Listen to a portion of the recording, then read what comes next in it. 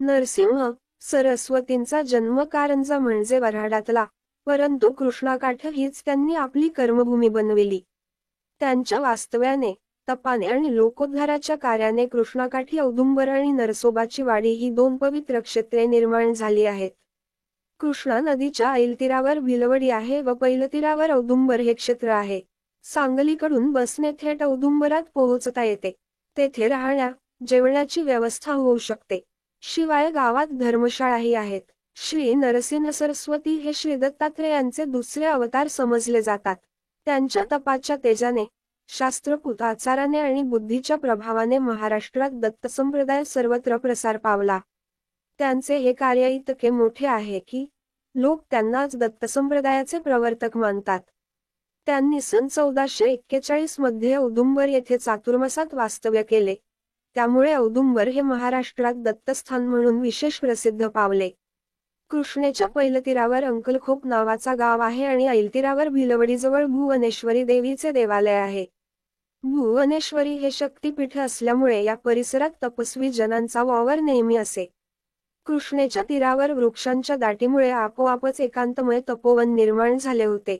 या निसर्गसिद्ध तपोवनात औदुंबराच्या दाट शीतल छायेत नरसिंह सरस्वतींनी एक चातुर्मासाचा काळ घालविला आणि या स्थानाला चिरंतन पावित्र्य प्राप्त करून दिले.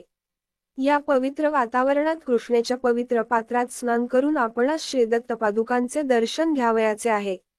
हा स्नानाचा घाट प्रशस्त आहे. तुझ्या जळाने मने आमुचित व धवळीत राही. कृतज्ञ भाव्या तुला वंदिता श्रीकृष्णामाई. अशी कृष्णामाईची मनोमन प्रार्थना करून आणि शुचिर्भूत होऊन दत्तदर्शनाला जावयाचे. घाटावरून सरळ पादुकांपर्यंत जाता येते. हा घाट येथील ब्रह्मानंद स्वामींचे शिष्य सहजानंद स्वामी यांनी दत्तभक्तांकडून आर्थिक सहाय्य गोळा करून 20व्या शतकाच्या प्रारंभी बांधविला आहे. दत्तचरणांचे दर्शन घेऊन आपण प्रदक्षिणा करू लागला की बाजूच्या ओवऱ्यांतून दत्तभक्त गुरुचरित्राचे पारायण करीत असताना दिसतील. दत्त संप्रदायात कठोर तपाचरणाला फार महत्त्व आहे. अत्यंत काटेकारपणाने आचारधर्माचे पालन करणाऱ्याला दत्त साक्षात्कार सुलभ होतो, अशी सांप्रदायिकांची श्रद्धा आहे.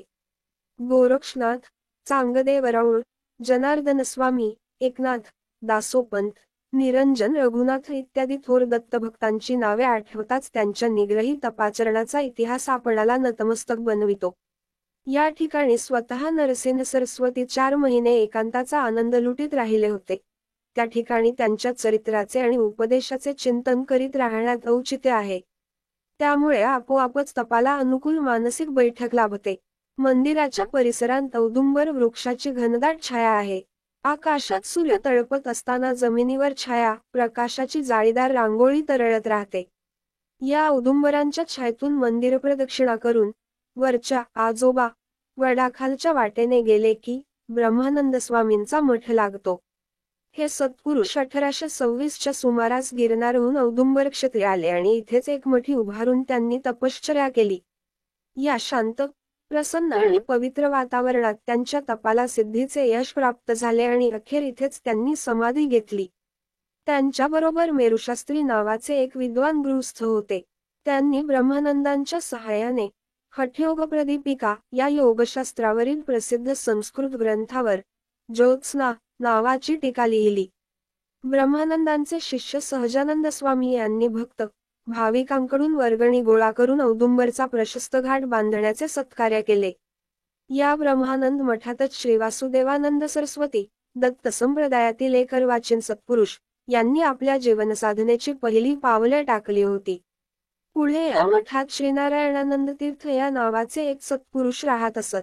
औदुंबर क्षेत्री चैत्रात कृष्णमाई उत्सव, श्रीपाद श्रीवल्लभ उत्सव, श्री नरसिंह सरस्वती जन्मोत्सव, दत्त जयंती असे उत्सव साजरे केले जातात.